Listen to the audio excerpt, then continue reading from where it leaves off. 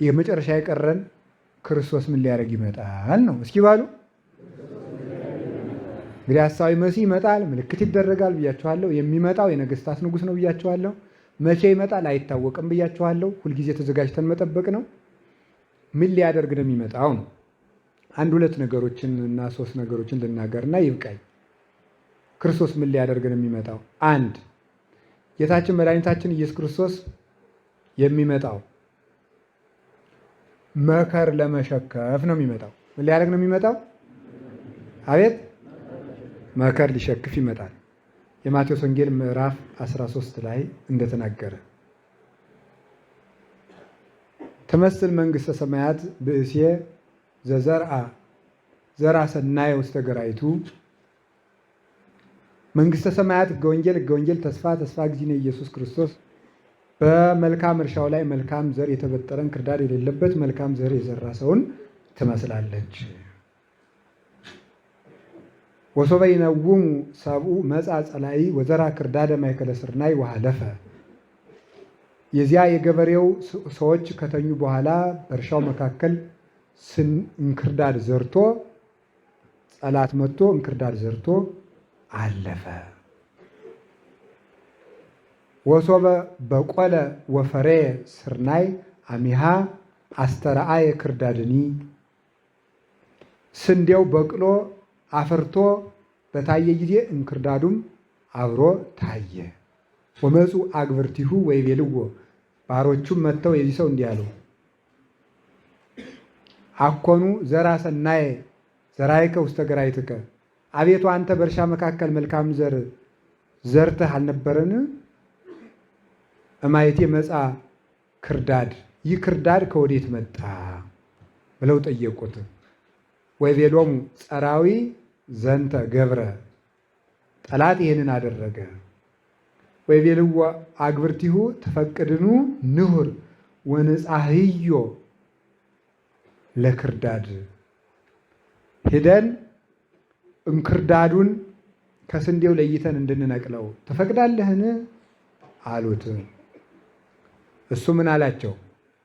አይ እንክርዳዱን ከስንዴው ለይታችሁ ስታጠፉ ስትነቅሉ ስንዴ አብራችሁ ትነቅሉብኛላችሁ።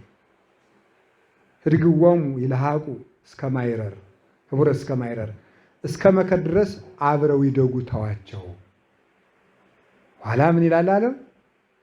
የዚህ ዓለም ፍጻሜ በደረሰ ጊዜ አጫጆች መጥተው ያጭዳሉ። የዚያን ጊዜ እንክርዳዱ ከስንዴው ለይቶ በእሳት ይቃጠላል። ማይረሩሰ ህልቀተ ዓለም ውእቱ ወአጸዱኒ መላእክት እሙንቱ። መከር የተባለ የዓለም ማለፍ ነው። አጫጆች ደግሞ የተባሉ መላእክት ናቸው አለ። እንክርዳድ ከስንዴ ገበሬው መልካም ዘር ዘራ። ከዘራ በኋላ ጠላት እንክርዳድን ዘራ። አበው ይህንን እንዲህ ብለው ተርጉመውታል። ጌታ አስተምሮ ሐዋርያት አስተምረው ካለፉ በኋላ መናፍቃን ተነሱ። እነ ሲሞን መሰሪ ሰለስቱ እነ ሐዋርያት ካለፉ በኋላ አርዮስ ተነሳ። ሰለስቱ ምዕት መልካም ዘር ዘርተው ከሄዱ በኋላ ማን ተነሳ? መቅዶኒዎስ ተነሳ። መቅዶኒዎስን አውግዘው ለይተው እነሱ ካረፉ በኋላ ንስጥሮስ ተነሳ። ሰዎቹ ተኝተው ሳል ጠላት እንክርዳድን ዘራ። ተኝተው የተባሉ አርፈው ማለት ነው። መልሰው ደግሞ አባቶቻችን ምን ይላሉ? መልካም ዘር የተባለ ስርዓተ ገዳም፣ እርሻ የተባለ ገዳም፣ መልካም ዘር ዘርተው የሞቱ የተኙ ያንቀላፉ የተባሉ ደግሞ በጎ ስርዓት ለስርዓት ለገዳም ሰርተው ያለፉ አበው። ከዚያ በኋላ መጥቶ የበቀለ እንክርዳድ ማለት ክፉ ሕሊና ከዛ መጥተው እንንቀለው አሉ ማለት ስርዓት እንስራና ስርዓት የሌላቸውን እንንቀላቸው አሉ። ታው አይሆንም እድግዎሙ ለቤቱና እስኪበቁ ድረስ ተዋቸው አላቸው ተብሎ ተተርጉሟል። ስለዚህ እንክርዳዱም ስንዴውም በዚህ ዓለም አብሮ እንዲኖር ተፈቅዶለታል። በገዳምም ይኖራል፣ በሲኖዶስም ይኖራል፣ በዓለምም ይኖራል፣ በቤተ ጉባኤም ይኖራል፣ በየትኛውም አለ። እንክርዳዱ አብሮ እንዲኖር ፈቅዶለታል። እንክርዳድ የተባሉ ክፉ ሰዎች ናቸው። ለምን አብረው ይኖራሉ ከተባለ ስለ ሁለት ነገር ነው። አንደኛ ከነሱ የሚወለዱ መልካም ዘሮች ስለሚኖሩ፣ ሁለተኛ እነሱ ንስሐ እንዲገቡ። በዚህ ምክንያት እግዚአብሔር ክፉ ሰዎች ከመልካም ሰዎች ጋር በአንድ መንጋ ተሰማርተው እንዲኖሩ ይፈቅድላቸዋል። እነሱን አውጥተን እንጣል አትበሉ፣ እንግደል አትበሉ፣ እናጥፋ አትበሉ፣ እናባር አትበሉ፣ እንጥላ አትበሉ ብሎ ሰራ ማለት ነው። ከቃሉ ጋር ናችሁ። በመጣ ጊዜ ግን ምን ያደርጋል? በመጣ ጊዜ ግን ስንዴ መስሎ የኖረ ሁሉ ወደ እሳት ይቃጠላል። ስንዴ ግን ተሰብስቦ በጎተራ ይገባል። ስለዚህ መልካም ዘሮቹን ሊሸክፍ ክርስቶስ ይመጣል። ከጣለበት ከዘራበት ሊያነሳል።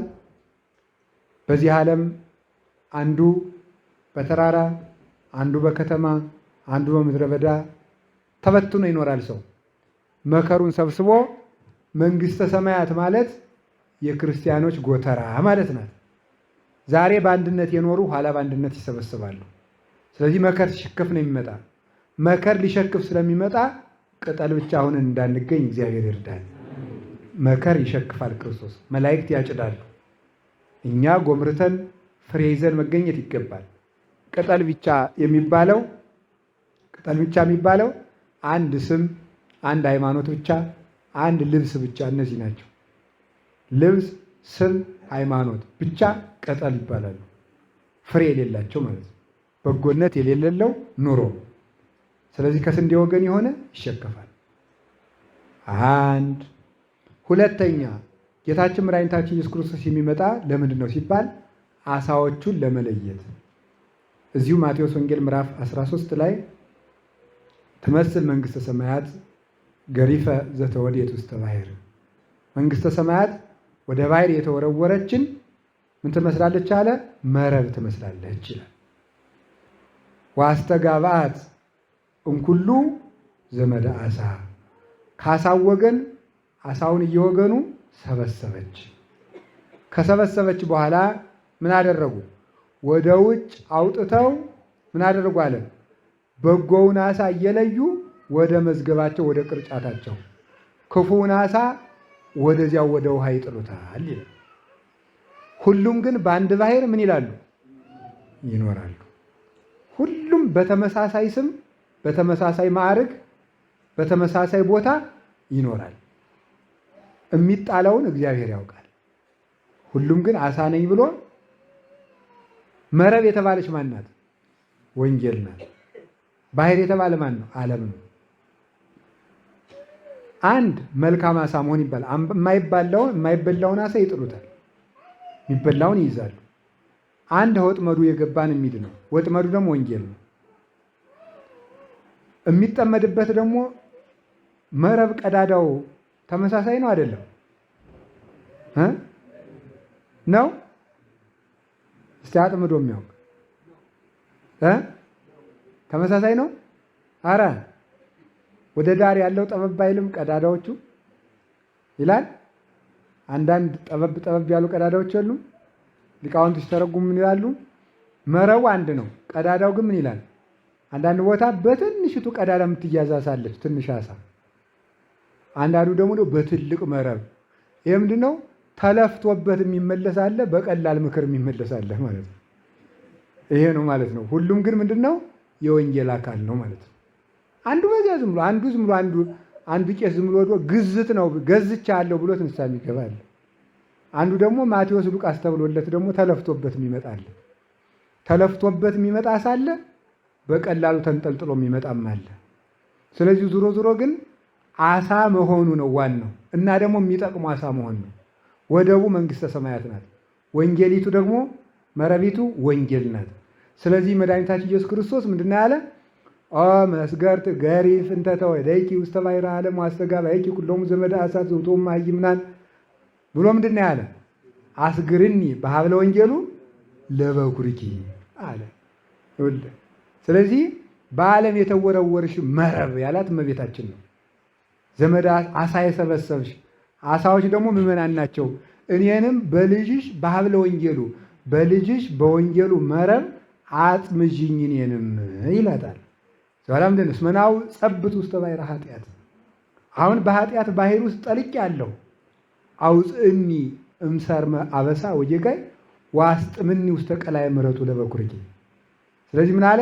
ከኃጢአት ረግረግ አውጥተሽ በልጅሽ በቸርነቱ ባሕር አስጥሚኝ ይላታል እመቤታችን። ይሄንን ያደረገ አሳ ሆኖ የተገኘ አሳ ውሃውን አይለቅም።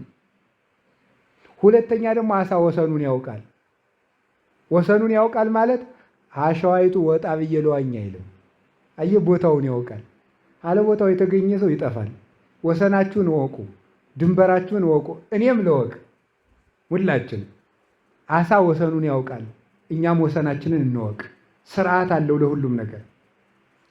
አሳ ከባሕሩን አይለቅም። የሕይወታችን ውሃ ኢየሱስ ክርስቶስ ነው። ከሥጋው ደግሞ ተለይተን ሕይወት የለንም። ገዳም ውጡ ውጡ ሲልም እምቢ ነው ማለት። በዚያውም እንደው ለመነኮሳቱ ገዳም ውጡ ውጡ ውጡ ውጡ ሲል መነኩሴ ገዳም የሚያወጣው ብዙ መንገድ አለ። ድንገት እናንተም ልትመነኮሱ ስለምትችሉ ልንገራችሁ። ወሬ ለመስማት ነው። መነኮሳትን ገዳም የሚያወጣቸው አንድ እናት አባትን ቀድሞ የሚጦር ሰው ሳያዘጋጁ ገዳም መግባት፣ ኋላ አይ ልጅ ለምን ጥለኝ ሄድክ ብለው ወይ ይደውላሉ ወይ ሰው ይልካሉ። አንዱ ችግር ይሄ ነው። ልጅ ሳያሳድጉ ሳይጠቀልሉ መምጣት። ሁለት ሚስትን ሾልኮ መመንኮስ። ሶስት ሚስቱን ሾልኮ የሚመነኩስ ሰው ቄስ እንኳን ቢሆን ከስልጣኑ ይሻላል። የሰው ልጅ ማን አግባ ብለዋል ድሮ። እዘ መኖር አለብህ። ብትጠብስህም ብታነድህም እዘ መኖር። ሲመርህ እዚህ ገዳም መጥተህ ደግሞ ገዳም ልትበጠብጥ አይገባም ነው። ስለዚህ እዚያው አግብቶ መኖር። ሚስትም ራሷን የቻለች ጥሩ ቆብ ናት አይደለም? አዎ እናት፣ እሷም ቆብ ናት። ለባሏ ቆብ ናት እሷ። ለመነኩሴ ቆቡ ሙሽራው እንደሆነች ሚስትም ደግሞ ለባሉ ቆቡ ናት። ለምን? ባለ ቆቦች የሚገቡበት ታገባዋለች። መንግስተ ሰማያት አወቀባት፣ አያያዙን ከቻለበት። ልጅ በትኖ መመነን ነውር ነው። የእግዚአብሔር ፍጥረቶች ናቸው። ጥሮ ግሮ እነዚያ ልጆች ማሳደግ ነው እንጂ መመጻደቅ መጥቶ እዚህ ልጆችን ማሳደግ ራሱ አንድ ጽድቅ ነው። ይሄ አንዱ ችግር ነው። ኋላ ደግሞ ዲያብሎስ አጀሬ ደግሞ ምን ያደርገዋል? ደግሞ በባለ ተስፋ ደግሞ ዞት ይወጣል። ቤቴን ይባርኩልኝ፣ ጸሎት ያስቡን። ሰሞኑን አዲስ ቤት ዘግዝቼ መኪናውም እንደው ገዝተ ነው ሰሞኑን አልንቀሳቀስ እያለ ነው። ሰው መጥቶ አልባረኩት ይለዋል። ጋሻውን ነጥቆ ባጭር ታጥቆ ዘገር ነቅንቆ ይሄዳል ማለት ነው። እናት እዚህ ላይ ያለ አንድ ሰውዬ እኔም መጥቶ መኪናውን ጸበል እርጩልኝ አለ እያለ ብሎ አንተን ነው የምረጨኝ እንጂ መኪና እጄ ጸበል የምረጨው ነገር የለኝም። ስለዚህ ሰውየውን ነው መርጨት ጸበል። ሰውየው ተባረከ፣ ገንዘብ ይባረካል አይደል? መኪናው ቢባረክ ነውር የለውም። ከተማ ካህናት አሉ አይደል የተበጠሩ። ስለዚህ አንድ ዞ የሚሄድ ባለ ተስፋ ነው። ቀስ አድርጎ ይተዋወቅና ምግብ ያስለምዳል። እያመጣ ቋንጣይቱን ይዞ ይመጣል፣ ምኒቱን ይዞ ይመጣል። ያችን ያስለምዳል። ከዚያ በኋላ በሌላ ቀን መተው ይሁን እንጂ አባዬ እማዬ ይምጡ እንጂ መተው ይሁን። ልጆቹንም ይዋቸው እነ ደህና ናቸው፣ እና አስካለ ማርያም ነገረ ሚካኤል ደህና ናቸው። ከዚያ ላይ ልብ ይላል። በቃ እዝወጂው አንድ ሁለተኛ ደግሞ ገዳሙ ደግሞ በምን ይወስደዋል? ደግሞ በነገር ያስወጣዋል። በአንሳይሶ ዘበከንቱ ደግሞ ያስወጣዋል። አንሳይሶ ዘበከንቱ ማለት ምን ማለት ነው? ስንት ገዳማት እያሉ በረከት ማግኘት ሲገባ የዚህ ነው ታስሬ። ስንት ገዳማት አሉ። ደግሞ ተማሪ መነኩሴ ሆኖ አንድ የሚያመሳስለው ወግ አለ። ተማሪ ዝም ብሎ መሄድ ሲያምረው ምን ይላል መሰላችሁ? ኧረ ስንት ሊቃውንት ያሉበት ቤተ ጉባኤ አለ ይላል። አንድም እኮ አያውቅም፣ ውሸቱን ነው። ዝም ብሎ መሄድ ሲያምረው ነው እንዲያሚል። ስንት ሊቅ አለ እነዳለን። ደግሞ መነኩሴ ኧረ ስንት አበው ያሉበት ገዳም አለ ይላል። አንድ አያውቅም። ስንት አበው ስንት ቅዱሳን ያሉበት ገዳም አለ ይላል። ደግሞ ስንት ስርዓት የጸናበት አለ። ቢያንስ እኮ ስርዓቱን ለመገምገም 10 ዓመት እዚያኛው ተጋድሎ መሆን አለበት። ስለዚህ ደግሞ ምን ያደርገዋል? አንሳይ ሰው ዘበከንቱ እየዞርኩ ደግሞ ልብ አረግ እስቲ አንድ ኋላ ደግሞ ምን ያደርገዋል? ደግሞ ወጥቼ ላስተምር ደግሞ ይለው ይፈላበታል። ደግሞ 3 ቀን መጽሐፈ መነኮሳት ሲያነብ ምስጢር ይፈላበታል። ይህን ምስጢር የት እጄ ላውርደው ያሰኘዋል።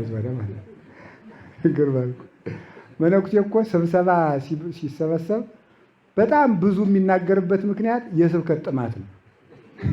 አውርዶ አውርዶ ይጥለዋል። ምክንያቱም መጽሐፍ ሲመለከት ያገኛትን የት ይጥፋል? ያንን ዝም ብሎ አውርዶ አውርዶ አውርዶ ማር ይስሐቅ እኮ እንዲህ ነው የሚለው፣ ማቴዎስ እኮ እንዲህ ነው የሚለው፣ ሉቃስ እኮ እንዲህ ነው የሚለው ሲለው በቃ ማለት ጭጭ አድርጎን ነው ቁጭ ይውላችሁ ስበክ ይለዋል። ምን ይለዋል? አባ ጊዮርጊስ ዘጋስጫ መጽሐፈ ምስጢር ላይ ሳይማር መንኩስና ገዳም ግባ ይለዋል አለ። ገዳሙን አስጠልቶ ደግሞ ውጣና ስበክ ይለዋል አለ። ይሄ የመነኩሴ ፈተና ብሎ መጽሐፈ ምስጢር ላይ አባ ጊዮርጊስ ተናግሮታል። አንዱ ይሄ ነው። ሌላው ደግሞ ምንድነው? ነገር ነው። የመነኩሴ መከራ አንዱ ነገር ነው። አይደለም አይደለም ነው ነው። የመነኩሴ ፈተናው ነገር ነው።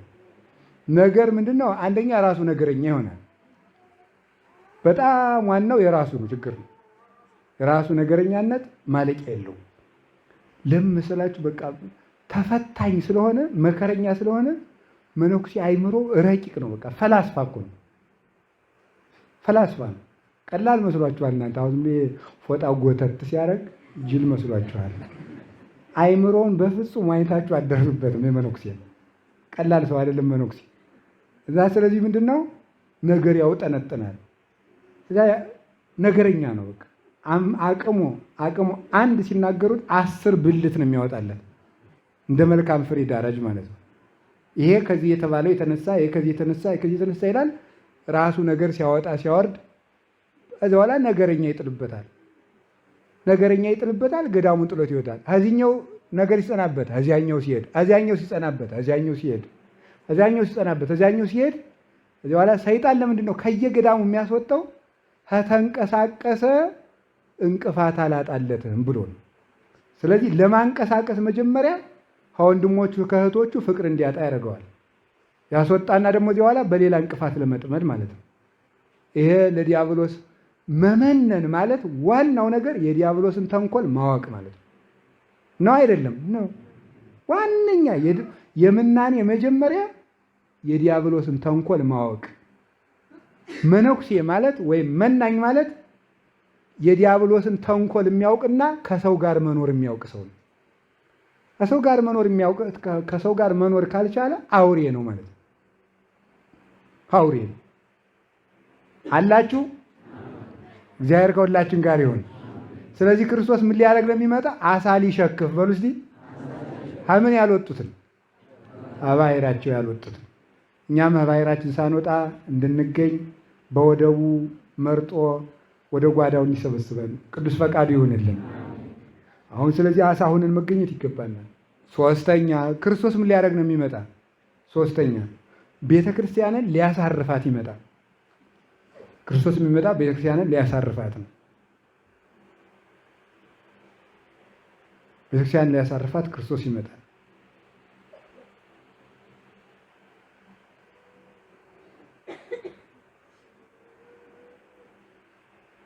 የማቴዎስ ወንጌል ምዕራፍ 14 ላይ ትመለከታላችሁ። ጌታችን መድኃኒታችን ኢየሱስ ክርስቶስ ለሕዝቡ ኅብስት አበርክቶ ካበላ በኋላ ደቀ መዛሙርቱን ተሻግራችሁ በማዶ ቆዩኝ ብሏቸዋል። ይሄ በማዶ ቆዩኝ የሚለው ዋናው ምስጢር የእናንተ ተስፋ በመንግስተ ሰማያት እንጂ በምድር አይደለም የሚል ነው። ምስጢሩ ይሄ ነው። ከዚያ ባህሩ ላይ እናንተ ሂዱ እኔ እመጣለሁ ነው ያላቸው። ሐዋርያት ብቻቸውን ነበሩ እና ማዕበሉ ይናወጥ ነበር። በአራተኛው ሰዓተ ሌሊት ጌታ ወደ መርከቡ መጣ። በስንተኛው ሰዓተ ሌሊት? በአራተኛው ሰዓተ ሌሊት ጌታ ወደ እነሱ መጣ። ከዛ በኋላ አይዟችሁ እኔ ነኝ አትፍሩ ብሎ ገሰጸ። ማዕበሉን አበረደላቸው። ይሄ አራተኛው ሰዓተ ሌሊት የሚባለው ዘመነ አበው፣ ዘመነ ኦሪት ወይም ዘመነ ሙሴ ዘመነ ነገሥት፣ ዘመነ ካህናት፣ በካህናት ዘመን ክርስቶስ ሰው ሆኖ መምጣቱን መናገር ነው። አንድ ደግሞ ዘመነ አበው፣ ዘመነ ኦሪት፣ ዘመነ ነገሥትንና ዘመነ ካህናትን አንድ ወገን አድርጎ በወንጌል ዘመነ አራተኛይቱ ሰዓተ ሌሊት የዚህ ዓለም ፍጻሜ ክርስቶስ የሚመጣባት ናት። ክርስቶስ እስከዚያ ድረስ ሐዋርያትን በጀልባ ቆዩኝ ብሏቸዋል። ክርስቶስ እስከምመጣ ድረስ ቤተ ክርስቲያን ቆዩኝ ማለቱና የሐዋርያት ስልጣናቸው ቤተ ክርስቲያን ጸንቶ መኖርን የሚያጠይቅ ነው። ከዚያ በኋላ ክርስቶስ ሂዶ ሳለ ጀልባው ይናወጥ ነበር ማለት በቤተ ክርስቲያን ላይ የሚመጣው ንውጽውጽታ ነው። እስክትገለበጥ ድረስ ማለት ቤተ ክርስቲያን ካጅ እስከምትባል ድረስ መከራ ይመጣባታል። በአራተኛው የመጨረሻው የሌሊቱ ማብቂያ ማለት የዚህ ዓለም የመከራ ማብቂያ ማለት ነው።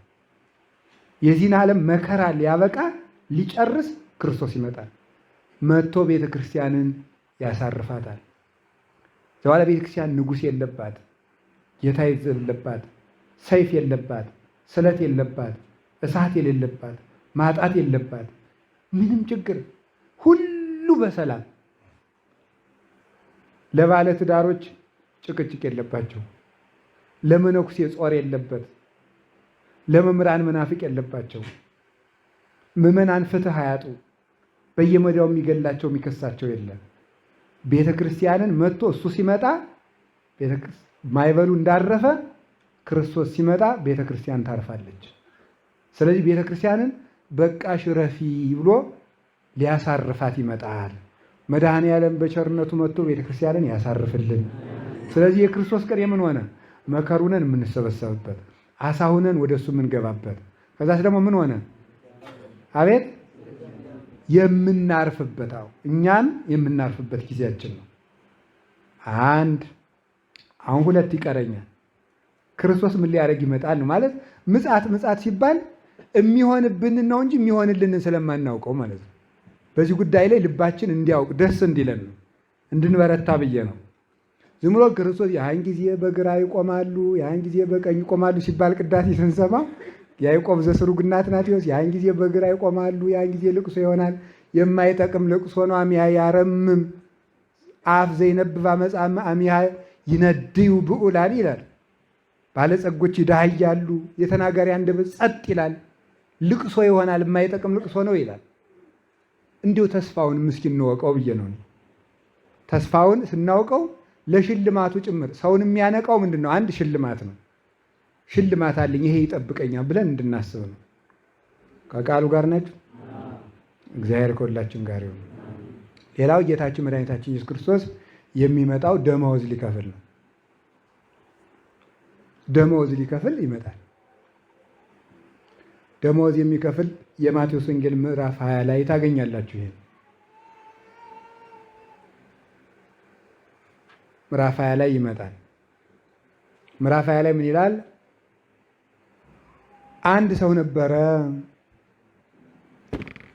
የወይን ቦታ የተክል ቦታ ነበረው። ማለዳ ሊቀጥር ወጣ።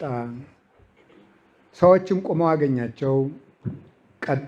ለምን ስራ ፈታችሁ ቁማችኋል? ሂዱና በወይን ቦታዬ ዋሉ፣ ለሁላችሁም አንዳንድ ዲናር እሰጣችኋለሁ አላቸው። 3 ሰዓትም ወጣ፣ ስራ የፈቱ ሰዎችን አገኘ። አንዳንድ ዲናር እሰጣችኋለሁ፣ ሂዱ ቆፍሩ አላቸው። 6 ሰዓትም ወጣ፣ ሰዎችን አገኘ። ሂዱ አንዳንድ ዲናር እሰጣችኋለሁ አላቸው። 9 ሰዓትም ሄደ፣ ሂዱ አንዳንድ ዲናር እሰጣችኋለሁ አላቸው። 11 ሰዓት ሄደ፣ አገኘ። 11 ሰዓት ጀምረው የተሰማሩትን ደግሞ ወዲያው ተሰማርተው አንዳንድ ዲናር ከፈላቸው። ይሄ ደመወዝ ነው። አጠቃላይ አጸደ ወይን የምትባለው ቤተክርስቲያን ናት። አጭራጭርም ይሄ ራሱን የቻለ እኮ የአንዳንድ ቀን ትምህርት ነው። ጫውጫውን እየለቀምኩ መሄድ ከጉዳዩ ጋር ብቻ እንዲያያዝልኝ ነው። አጸደ ወይን የተባለችው ቤተክርስቲያን ናት። ማናት አላችሁኝ? አቤት እናታችን ቅድስት ቤተክርስቲያን አጸደ ወይን የክርስቶስ የወይን ሐረግ ወይም ደግሞ የተክል ቦታው ትባላለች ቤተክርስቲያን። ጥሩ 3 ሰዓት ማለዳ የተሰማሩ፣ 3 ሰዓት የተሰማሩ፣ 6 ሰዓት የተሰማሩ፣ 9 ሰዓት የተሰማሩ የተባሉት ምንድን ናቸው? 3 ሰዓት ጠዋት የተሰማሩ ዘመነ አዳም፣ 3 ሰዓት የተሰማሩ ዘመነ አብርሃም፣ 6 ሰዓት የተማሩ ዘመነ ዳዊት፣ ዘመነ ሙሴ፣ 9 ሰዓት የተሰማሩ ዘመነ ዳዊት፣ 11 ሰዓት የተሰማሩ ዘመነ ካህናት ይባላሉ። ከዛ ደግሞ ጠዋት የተሰማሩት ዘመነ አበው፣ 3 ሰዓት የተሰማሩት ዘመነ ሙሴ፣ 6 ሰዓት የተሰማሩት ዘመነ መሳፍንት፣ 9 ሰዓት የተሰማሩት ዘመነ ነገሥት፣ 11 ሰዓት የተሰማሩት ዘመነ ካህናት እነዚህ ናቸው። በአንድ በኩል ደግሞ ማለዳ የተሰማሩት ዘመነ አበው፣ 3 ሰዓት የተሰማሩት ዘመነ ኦሪት፣ 9 ሰዓት አይደለም 6 ሰዓት የተሰማሩት ዘመነ ካህናት ዘመነ መሳፍንት፣ 9 ሰዓት የተሰማሩት ዘመነ ካህናት፣ 11 ሰዓት የተሰማሩት ዘመነ ወንጌል አንድ። ሌላ ትርጉም ማለዳ የተሰማሩት ዘመነ ክርስቶስ፣ 3 ሰዓት የተሰማሩት ዘመነ ሐዋርያት፣ 6 ሰዓት የተሰማሩት ዘመነ ሰማዕታት፣ 9 ሰዓት የተሰማሩት ዘመነ ሊቃውንት፣ 11 ሰዓት የተሰማሩት ዘመነ መነኮሳት። ሌላ ደግሞ ማለዳ የተሰማሩት ዘመነ ሐዋርያትና ዘመነ ክርስቶስ አንድ ላይ፣ 3 ሰዓት የተሰማሩት ዘመነ ሰማዕታት፣ 6 ሰዓት የተሰማሩት ዘመነ ሊቃውንት። ስንት ሰዓት ቀረ? 9 ሰዓት የተሰማሩት ዘመነ መነኮሳት፣ 11 ሰዓት የተሰማሩት ዳህርት ጻድቃን። ከነዚህ በኋላ ክርስቶስ ከሚመጣ የሚሰማሩት ቅዱሳን። ለሁሉም አንዳንድ ዲናር ሰጠ፣ ለሁሉም አንድ መንግሥተ ሰማያትን ሰጠ። ስለዚህ ደሞዝ ሊከፍል ይመጣል ማለት ነው። ደሞዝ ሊከፍል ይመጣል። ለሁሉም አንዳንድ ዲናር። ዲናር ያዙ። ዲናር አንዳንድ ዲናር አንዳንድ ዲናር። ይሄን በደንብ ልብ ብላችሁ ስሙ። ሌላ አንድ የቀረን አለ። ማለዳ የተሰማሩት ከጧቱ 12 ሰዓት ማለት ማለዳ የተሰማሩት እስከ 7 ዓመታቸው ከ1 ዓመት እስከ 7 ዓመታቸው በክርስቶስ ተጠርተው ክርስቶስን ያገለገሉ።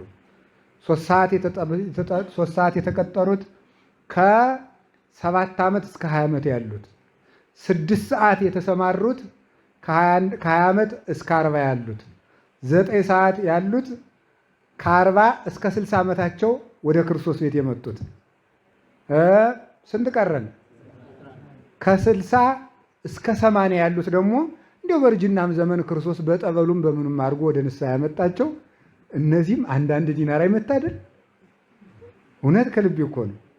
ዘግይተንም መተን አሁንም መተን እኩል። ይሄ እኮ የእግዚአብሔር ቸርነት ነው። ይህ አይደንቃችሁ? ምን አረ የክርስቶስ መምጣት ስናስብ ይሄን ሁሉ አስበን ነው ደስ ሊለን የሚገባ። ከማኅፀን ጀምረው ካገለገሉት ከነ ዮሐንስ መጥምቅ ጋር በኃጢአት ያረጀ ነው እኛም እኩል ዋጋ ይከፈለናል። ለሁሉም አንዳንድ ዲናር። ዲናሩ ምን አለው? የንጉሥ ምስል ይቀረጽበታል። የንጉሥ ምስል ይቀረጽበታል። እንደምታስታውሱት ጌታችን መድኃኒታችን ኢየሱስ ክርስቶስን ማቴዎስ ወንጌል ምዕራፍ 17 ላይ እንደምንመለከተው ጸሐፍት ፈሪሳውያን ይዘው ለቄሳር ግብር መክፈል ይገባል አይገባም ሲሉት ምንድን ነው ያለ?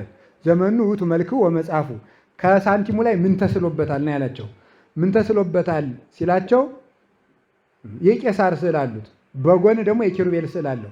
የቄሳርን ለቄሳር የእግዚአብሔርን ለጊዜው ለመፈተን ነው። አንድ ጎኑን ለቄሳር ስጡ፣ አንድ ጎኑን ለማን ነው? ለእግዚአብሔር ስጡ ብሎ እየፈተናቸው ነው። እነሱ አስቸግረው ስለመጡ። ምስጢሩ ግን ቄሳር የተባለ ዲያብሎስ ነው፣ ቅዱስ ቄርሎስ እንደሚተረጉሙ። ከዛሳ እግዚአብሔር ያው ራሱ ክርስቶስ ነው። ኋላ በእናንተ ላይ ያለው እንደው እናንተ የማን አምሳላችሁ ብሎ እየጠየቃቸው ነው። እንደዚህ አይነት ተፈታታኝ የሆናችሁት እንዲሁ እናንተ ግን የማን አምሳል ናችሁ ማለቱ ነው የሚጠይቃቸው። የቄሳር የሚሉት የዲያብሎስን እያሉት ሳያውቁት ማለት ነው። እንግዲያስ እንደዚህ ያለውን ተንኮል ለዲያብሎስ ተውለት፣ እናንተማ በእኔ አርአያ ፈጥሬያችኋለሁ ለእኔ ሁኑ ማለት ነው። የቄሳርን ለቄሳር ማለት እናንተን በእኔ አርአያ ነው የፈጠርኳችሁ፣ የእኔ ገንዘብ ሁኑ፣ በእጅ እግራችሁ ዲያብሎስ አይዘዝበት እያላቸው ነው። አንዳንድ ዲናር ማለት ምን ያቸዋል? አምሳለ እግዚአብሔርን ገንዘብ ያደርጋሉ ማለት ነው። በምጽአት ጊዜ ሰው በትክክል እግዚአብሔርን የሚመስልበት ቀን ነው። መጨረሻ ላይ የተፈጠርንበት ዓላማ የሚሳካው ሙሉ ሰው የምንሆነው ክርስቶስ ሲመጣ ነው ማለት ነው። ሙሉ ሰው እንሆናለን የዛን ጊዜ። ስለዚህ ክርስቶስ የዛን ጊዜ ሙሉ ሰው ሲያደርግ ክፍያው አንዳንድ ይላል። ዋናው ክፍያ ልንገራችሁ፣ ዋናው ክፍያ እንቁጥቁጥ ያለችው ከተማ መንግስተ ሰማያት አይደለችም። ዋናው ክፍያ ሙሉ ሰው መሆናችን ነው። ትክክለኛ አምሳለ እግዚአብሔር ያደርገናል። የዚህ ያለት ሰው ለመሆን ያብቃን። ሰው ሊያደርገን ነው የሚመጣ መድኃኒዓለም ማለት ነው። ስለዚህ ለዚህ ደስ ብሎን እንድንተጋን እውነቴን ነው። ገበሬ ዝም ብሎ የሚቀጥለው ዓመት ይላል አንዱ ገበሬ 4 ልጆች ካሉት እንደዚህ ይሄኛው ሽምብራ እንትና የሚባለው ልጁ ሲዳር ለጠላው ለክኩ፣ በቆሎ ለጠላው፣ እንጀራው ደግሞ ለሽሮ እያለ ዝም ብሎ አንገቱን ደፍቶ ልጁ ሲዳር የሚዘፈነውን ዘፈን ሳይቀር እያሰበ ያርማል። እግሩ በሙሉ ገብቶ ገበሬ አርሞ ሲነሳ አይኑ ደም ይለብስበታል እያዞረው ተንጉቦ ሙሴ የቆየበት ምኑን እያሰበ ነው የሚያርም? ፍሬውን ነው።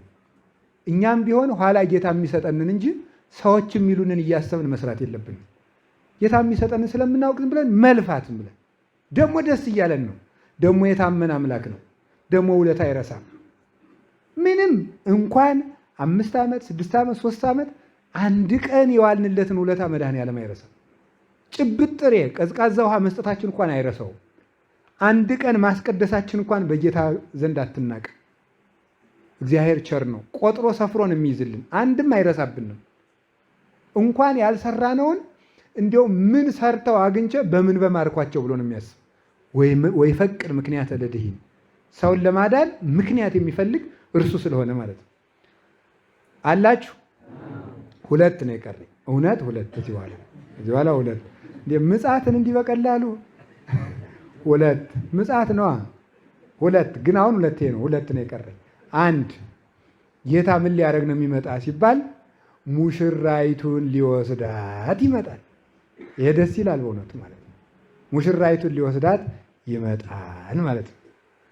ሙሽራይቱ ቤተ ክርስቲያን፣ ሙሽራይቱ ምእመን። አሁን የኛ መነኮሳት የማያገቡት ለምን ይመስላችኋል? አታውቁም? ለምንድን ነው የማያገቡት? የክርስቶስ ሙሽራ ነኝ ብለው ነው። የክርስቶስ ሙሽራ ነኝ ብለው ነው። ለዚህ ነው በመጽሐፍም ሲጻፍ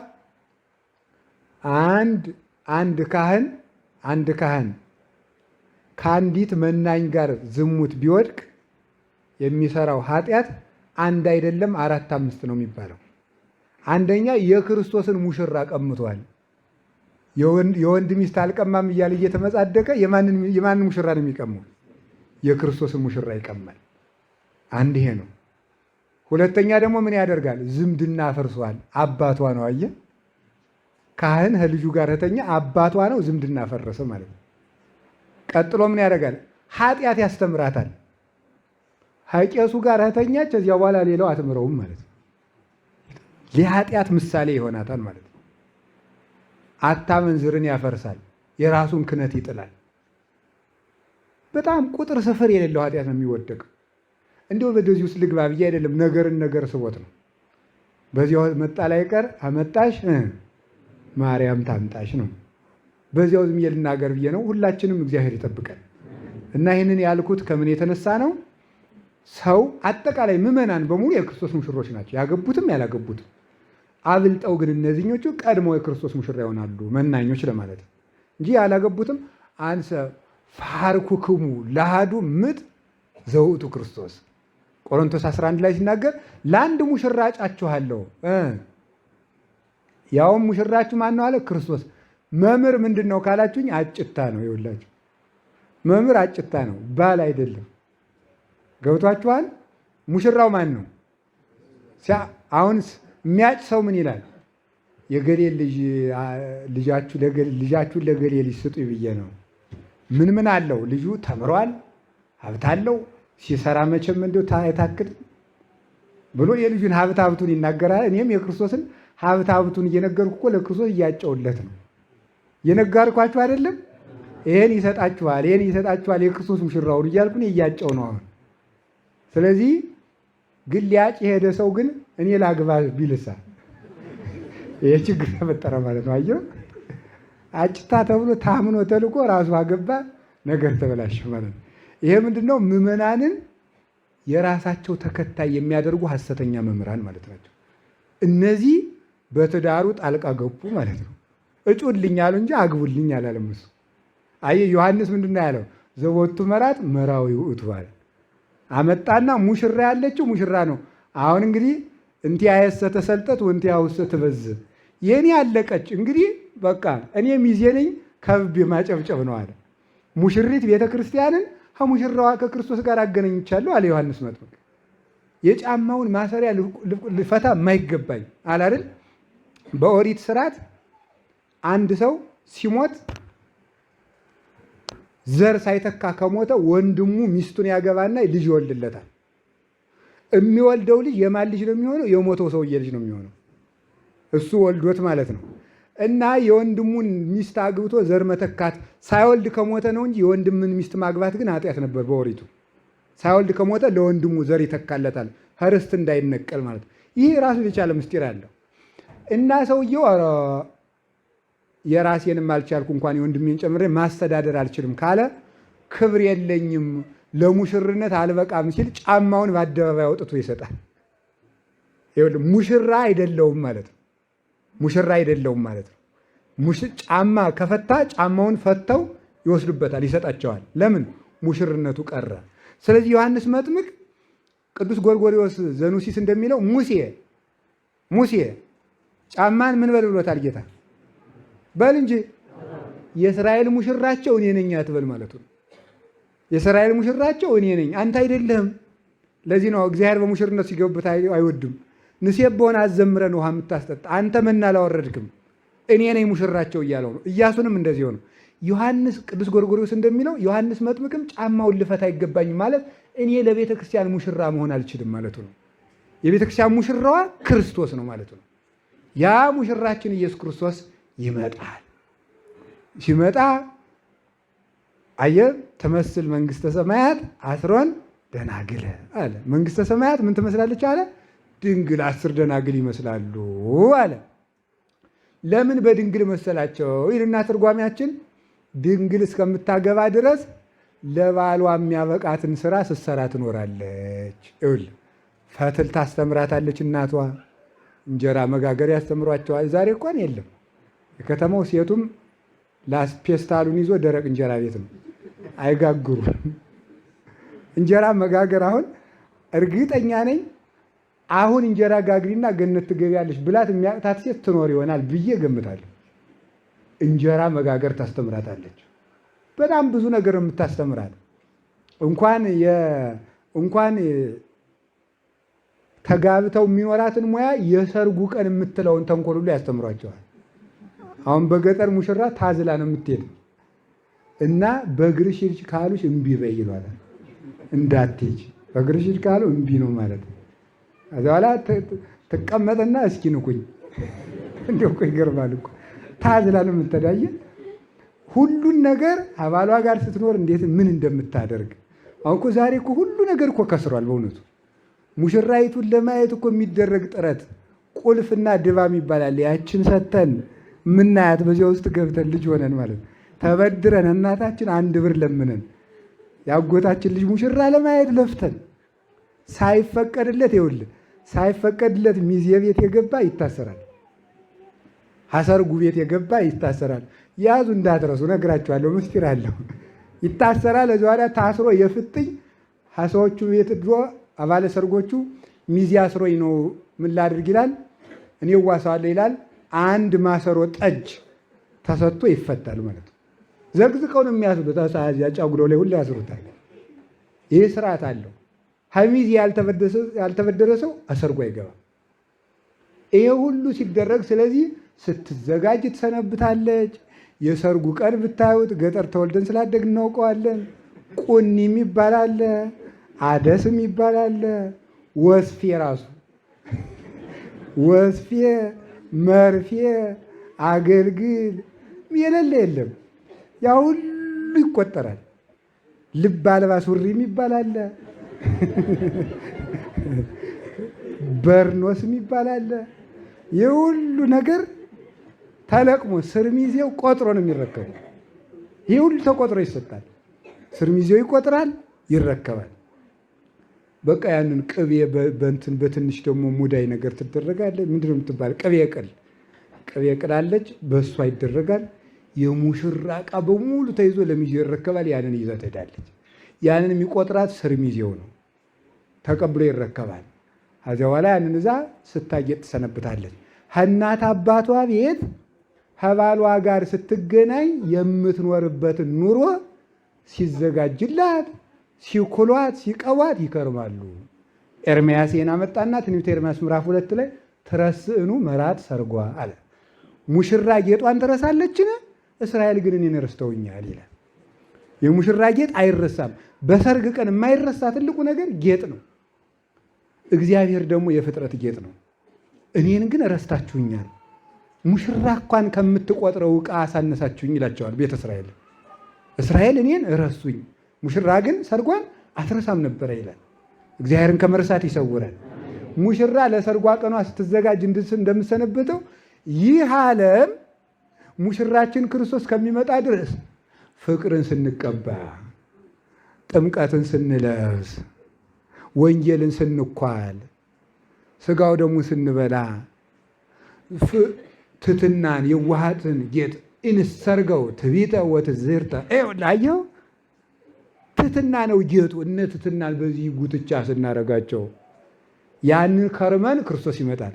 አሁን ሙሽራይቱ ግን ሰርገኛው መንፈቀ ሌሊት ሲመጣ እበት ተቀብታ ጭቃ ተቀብታ አሁን ምን ይባላል? ይሄው እግዚአብሔር ያሳያቸው። እንደዚህ ሁና ብትቆየው ነውር አይደለም? ነውር ነው። የሰርጉ ቀን እንደዚህ አብራ ተቀብታ ብትቆየው ነውር ነው። ስለዚህ ምን መሆን አለባት? በደንብ ተዘጋጅታ ነው የምትቆይ። ይሄ የዝግጅት ዓለም ነው። ሙሽራችን ኢየሱስ ክርስቶስ ይመጣል። ሲመጣ ያን ጊዜ በደንብ እንዋሃደዋለን። አሁን በረድኤት ነው የሚያድርብን። ያዚህ እንግዲህ ተዋህዶን ይሏል። የዚያን ጊዜ አብአኒ ንጉሥ ውስጥ ተጽርሁ ማለት እንችላለን። ንጉሥ ወደ አዳራሹ አስገባኝ ይላል። ኒ እንቲአየ ሰናይት ርግቤ ኒ ሀቤ እህቴ መራት ይላል። ተመልከቱ። ሙሽራዬ ወደ እኔ ነይ ይላል። ነፍሳችን ሰውነታችን ነፍስ ደስ ብሏት ሙሽራችን ኢየሱስ ክርስቶስ ከመሃል ሁኖ ማጫውን ስጋው ደግሞ አድርጎ ተዋህዶን ይኖራል። ኋላ ግን ትመስል መንግሥተ ሰማያት ብእሴ ዘገብረ ንጉሠ ዘገብረ ከብካበ ለወልዱ ለልጁ ሰርግ ያደረገ ሰውን ትመስላለች። ገብቶ ሰርገኛውን ሲያይ አንድ ሰውዬ የሰርግ ልብስ ሳይለብስ ተገኘ። እፎ ቦይከ ውስተ ቤተ ዘይለበስከ ልብሰ መራ፣ የሚዜ ልብስ ያለበሰ ይታሰራል አላልኳችሁም እንዴ ቅድም? ይኸውላችሁ አመጣው ማቴዎስ 22 ላይ የሰርግ ልብስ ሳትለብስ ለምን እዚህ ገባህ? የክርስትና ሕይወት ሳይኖርህ ክርስቲያን ነኝ ብለህ እንዴት ተገኘህ ይለዋል። የዛን ጊዜ አውፅእዎ አፋ ወደይዎ ውስተ ጽናፌ ጽልመት ሀባህሎ ብካይ ወሐቅ የስነን፣ የጥርስ ስቃትና ማፋጨት ወዳለበት ወደ ጽኑ ጨለማ አውጥታችሁ ጣሉት ይላል። ወጥተን ከመጣል ይጠሰውረን። እንዳንወድቅ የሚያደርገን ደግሞ ትልቁ ጌታችን እንደው በሞት ይዣቸዋለሁ ፍቅር ነው። በእውነት እንዲሁ ፍቅር የሌለው ሰው እግዚአብሔርን አያየውም። እስመ እግዚአብሔር ፍቅር ውእቱ፣ እግዚአብሔር ፍቅር ነው። እኛ እኮ ክርስትናን እንኳን አካሉ ልናገኘው አገሩንም አናውቅም። እንዲሁ ፍቅር የት ነው አገሩ? የፍቅር አገር ማወቅ አለብን። ፍቅር እግዚአብሔር ነው። አሁን ይኸውላችሁ 5ቱ ደናግል ነበሩ አይደለም እንዴ? እነማን ናቸው? እኔ ሃይማኖት፣ ጾም፣ ጸሎት፣ ሀፊረ ገጽ፣ ትህትና ስንት ሆኑ? አቤት ዘይቱ ያለቀበት ማለት ፍቅር የሌላቸው ማለት ናቸው። ትርጓሜያችን ይህን የሚል ሃይማኖት አላቸው፣ ጾምም አላቸው፣ ጸሎትም አላቸው፣ ሀፊረ ገጽም አላቸው፣ ትህትናውም አላቸው፣ መሬት ናቸው። ሰው ግን አይወዱ። እነዚህ ሰዎች ምን ይላሉ? ይዘጋባቸዋል። ሙሽራው እስከሚመጣ ድረስ ሳይገዙ ማለት ነገ እታረቃለሁ ሲሉ የመሸባቸው ናቸው። ነገ እታረቃለሁ፣ ነገ ሰላም እሆናለሁ፣ ነገ ፍቅር መሰረታለሁ ሲሉ የመሸባቸው ናቸው። ክርስቶስ መጣ፣ ተዘጋ። ሀባነ ቅባ እምቅብክን፣ ከቅባት ከዘይታችሁ ስጡን አሏቸው። አይቻልም፣ የለንም። አልብነ ዘይአክል ለነ ወለክን፣ ለእናንተም ለእኛም የሚበቃ የለንም። ሁራ ወተሳየጣ ሀበ እለ ይሰይጣ፣ ከሚሸጡ ሰዎች ሄዳችሁ ግዙ አሏቸው። ምን ማለት ነው? በምጽአት ጊዜ በአንዱ ምግባር አንዱ አይጠቀምም ማለት ነው። እንኳን በባልንጀራ በእናት በልጅ በወንድም በድንግል ማርያም ምግባርም የምጽአት ዕለት ሳንጠቀም ብዬ ነግሬያቸዋለሁ ባለፈው ሳምንት ይመስለኛል። ስለዚህ ከዚህ የተነሳ ሙሽራችን ኢየሱስ ክርስቶስ ይመጣልናል። እኛ ታጥበን ነጽተን ለብሰን ቅድስናን ትሕትናን ጌጥ አድርገን እንድንጠብቅ አምላከ ቅዱሳን ይርዳን። አሁን ክርስቶስን ያህል ሙሽራ ሲመጣ እሱ አጭተን እኛው ደግሞ ተጓደንበት፣ እኛው ረክሰን ሰው ለምድራዊ ሙሽራ ትቷት ለሚሞታት ሙሽራ የዚህ ዓለም እኮ አዎ የትዳርን ሐዘን ቅዱስ ጎርጎርዮስ ሲናገር ትከሻው የተንደረበበ ተናግሮ የሚደመጥ ሰርቶ የሚያበላ ሰው ሁሉ የሚወደው ባል ቢኖርሽ፣ ያ ደግሞ አባ እማ የሚሉ ልጆችን ቢወልድልሽ፣ እነዚያ ከደጅ ከማጀት ሲሉ ደስ ይልሽ የለምን? እሱ ጥሏቸው ሲሞት ጎረቤት ልጆቹን ሲመታቸው አባት ቢኖራችሁ ማን ይመታችሁ ነበር ብለሽ ደስታሽ በሐዘን ይለወጥ የለምን ይላል።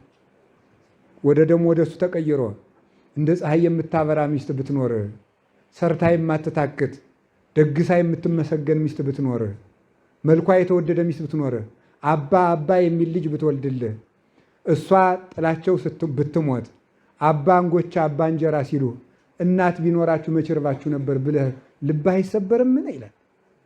ይኸው ለዚህ ልብ ለሚሰበርበት ሙሽርነት እንኳን ይህን ያህል ዝግጅት አለው። ለዘላለማዊ ፍስሐችን ለኢየሱስ ክርስቶስ ግን የቱንም ያህል መከራ ተበድሮ እኮ ነው አባት ልጁን እንደዚያ የሚያስጌጣት ሲድራት።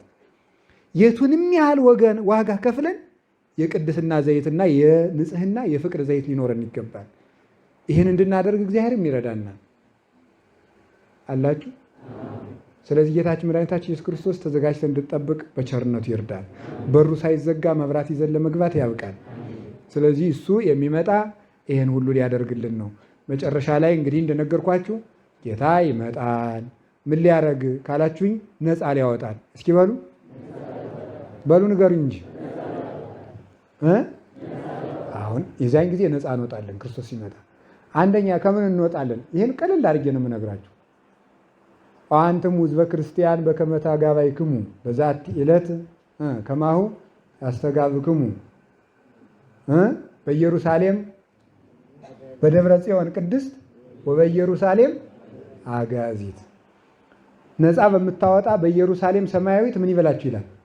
ይሰብስባችሁ። ነፃ በምታወጣ ከምንድን ነው ነፃ የምንወጣው? አንደኛ ከፍርደ ገምድልን ነፃ እንወጣለን። ፍርደ ገምድል እዚህ በኋላ ከሳሽና ተከሳሽ የለም። በዚያ ጊዜ ደስ ይላል እኮ በእውነቱ። እንኳን በመንፈሳዊ እኮ እንኳን በዓለማዊ በመንፈሳዊም ክስ አለ አይደል? የለም አለ። አቤት ገዳምም እኮ ክስ ይኖራል ራሱ። አንድ ጊዜ አባ ሙሴን መነኮሳት ተሰብስበው አባ ሙሴ አቤት ይሄ መነኩሴ በኃጢአት ተይዟል ልንፈርድ ነው ይሰብሰቡ ነው። እሺ በአቅማዳቸው አሸዋ ሞሉና ዘው አባ ሙሴ ዞ እያፈሰሰ የኔ ኃጢአት እንዲየፈሰሰ እኔ በማን እፈርዳለሁ አላቸው። አያችሁ እግዚአብሔር ሲዘርፈን ብለው መነኮሳቱ ትተውት ወደ የባታቸው። የዚያን ጊዜ መከሰስ የለ መክሰስ የለ። ዲያብሎስ እንኳን ሰው ዲያብሎስ አይከሰንም፣ ህሊናችን አይከሰንም። ታርቆ ጨርሷል። ዛሬ እኮ ራሱ ህሊናችን ነው መከራ ያበልቶ የገደለን። እንሰርቃለን፣ ለምን ሰረቅ ይለናል። እንሳደባለን፣ ለምን ተሳደብክ ይለናል። ያን ጊዜ ነፍስ ህሊና ከልቡና ጋር ልቡና ነፍስ ናት። ነፍስ ከስጋ ጋር ስለሚታረቁ ከክስ ነፃ እንወጣለን፣ ከፍርደ ገምድሎች ነፃ እንወጣለን አላችሁ። ከእንቅልፍም ነፃ እንወጣለን። እንቅልፍ ራሱ እኮ አንዱ መከራ እኮ አንዱ መከራ ነው። እንቅልፍ ነፃ እንወጣለን። ከሆድ ነፃ እንወጣለን። ኧረ እንደ ሆድ ያለ ባርነት አለን። ደግሞ የምንበላውን አይንሳን መድኃኒዓለም። ራበን ደግሞ ችግር አለ። እንደ ሆድ ያለ ችግር አለ የለም? በጣም ችግር ነው። ሳይበሉ እንደው ችግር እኮ ነው። ሳይበሉ ማመም፣ ሲበሉ ዝሙት። ይሄ እኮ ነው መከራ። የሰው ልጅ እኮ ወደኛ ፍጡር እኮ ነው። ከዚህ ነፃ እንወጣለን። ሰውነትን በተጋድሎ ቢቀጡት ደዌ ይመጣል። መልሶ ደግሞ ቢያበሉት ቢያጠጡት ኃጢአት ይሰለጥናል። ያ ሁሉ ችግር ስለሚኖር ከዚህ ነፃ እንወጣለን።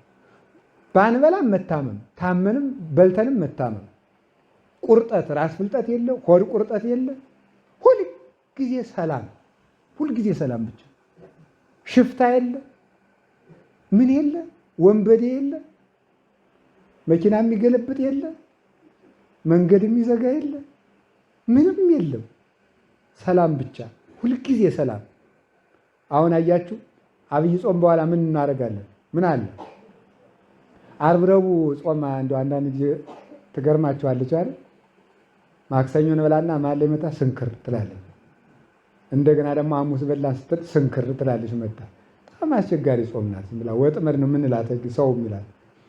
ባለ 50 ግን ዝም ብለን መቱን መሀል ላይ ስንክር የለ፣ ጣልቃ ገብ የለ፣ ዝም ብሎ 50 ቀን በለው። ምን ይመስላችኋል? ይሄ የአብይ ጾም ዘመን በዚህ ዓለም ያለውን የሚፈራረቀውን ደስታ የሚወክል ነው። ሰኞ ደስ ብለን ማክሰኞ ይከፋናል። ረቡዕ ደስ ብለን ሐሙስ ይከፋናል። መፈራረቅ የሌለው ባለ 50 ግን ተፈራርቆ የሌለበት ዘላለማዊ ደስታ መንግስተ ሰማያትን ስለሚወክል ነው እንጂ ዝም ብሎ 50 ቀን የምግብ ካሳ ለመካስ አይደለም። መስሎ ዝም ብሎ ሰው 24 ሰዓት በባለ 50 በለው ይለዋል። ጉዳዩ የምግብ ካሳ ሳይሆን የሰማዩ ቤት ደስታው አይፈራረቅም ማለት ነው። ዛሬ ደስ ብሎ ነገ ታዝናለህ የሚባል ነገር የለም። አሁን ሁልጊዜ አሁን ባልና ሚስት ሁልጊዜ እንደ ሰርጋቸው ቀን ይሆናሉ። አረ ወዴት በሳምንቱ ባያቸዋቸው ቤት ሄዳቸው መከራ ሲፋጁ ነው የሚውሉ በእውነቱ ማለት ነው። በሁለት ሳምንቱ በካሜራ ክፍያ ራሱ ተካሰው መዘጋጃ ቤት ይሄዳሉ። የዱቤያን ሁሉ መኪራ ሳይሉት ተከራይቶ ሲያስጮህ ይውልና ማን ይክፈል? ይህ ችግር ነው። መንግስተ ሰማያት ግን ሁልጊዜ ፋሲካ ነው። ሁልጊዜ ድግስ። አሁን ዘመነ ፋሲካ በግ ታረደ፣ መልሶ ወደ ሽሮ እንገባለን። ጨውም አለ፣ ተልባም አለ፣ ደረቅ መብላትም አለ። ሙክት አርዶ አገር ሲያበላ የከረመው ሰውዬ ባለሀብቱ እንግዳው በሙሉ እንክት አድርጎ ቤቱን ጠርቆት ሂዶ ረቡዕ በሽሮ ብጥብጥ ይበላል።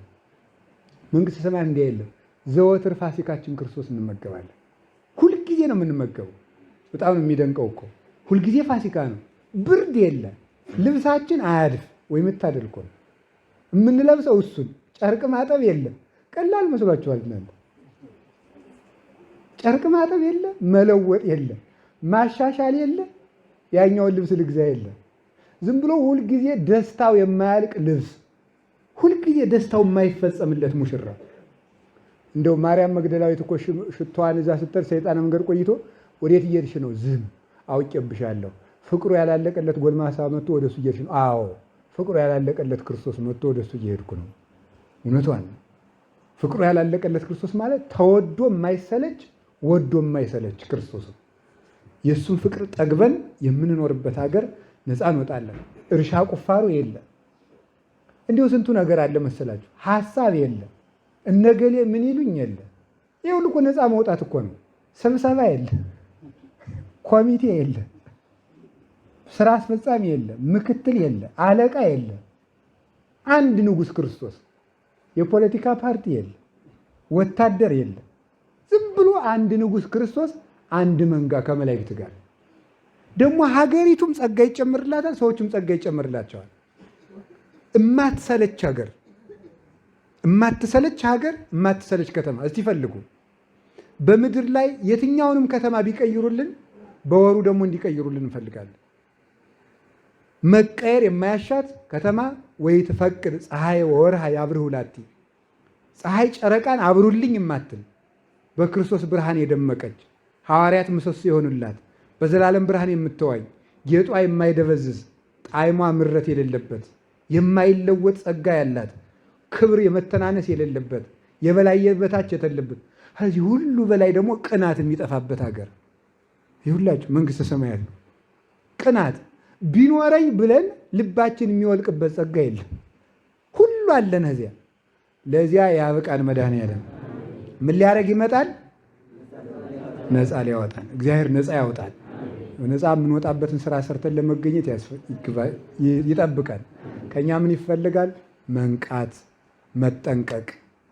ተመልከቱ፣ ልብስን አለማሳደፍ። በከተማይቱ ብፁዓን እሙንቱ እለ ይሐጽቡ አልባሲሆሙ ከመ ይባእዋ ለሀገር፣ ሀገሪቱን ይገቡባት ዘንድ ልብሳቸውን የሚያጥቡ ሰዎች ብፁዓን ናቸው። ራዕየ ዮሐንስ ምዕራፍ 22 ላይ ወደ ሀገሪቱ እንዲገቡ ልብሳቸውን የሚያጥቡ ማለት ንጽህና መያዝ፣ ሰውነትን በኃጢአት ማጠብ፣ አይምሮን ቂምን በፍቅር ማንጻት፣ እንዲህ ያለ ነገር ይጠበቅብናል።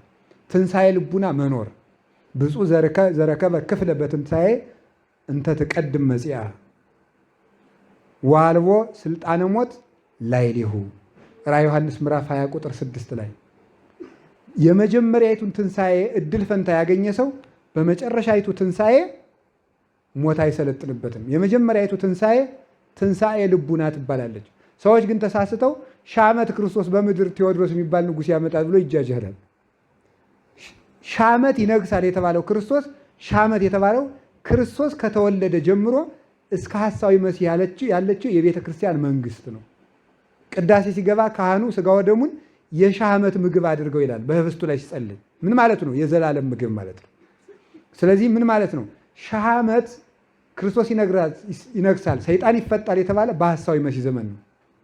እኛም ምድራዊ መንግስት የለንም። አሁን 3 ትንሣኤ ያለ ብለው ክርስቶስ አሁን ይመጣል መጥቶ በምድር 1000 ዓመት ወዳጆቹን ሲያቀማጥል ይኖራል ብሎ የሚሞኛል። ክርስቶስ የመጀመሪያ ትንሣኤ ያደርጋል የተባለችው የመጀመሪያይቱ ትንሣኤ የተባለች ትንሣኤ ልቡና ትባላለች። ዲያቆኑ ስናስቀድስ የተቀመጣችሁ ምን በሉ ይላል? ያችን ትንሣኤ በአራተ ኃጢአት የተያዛችሁ በንስሐ ተነጹ።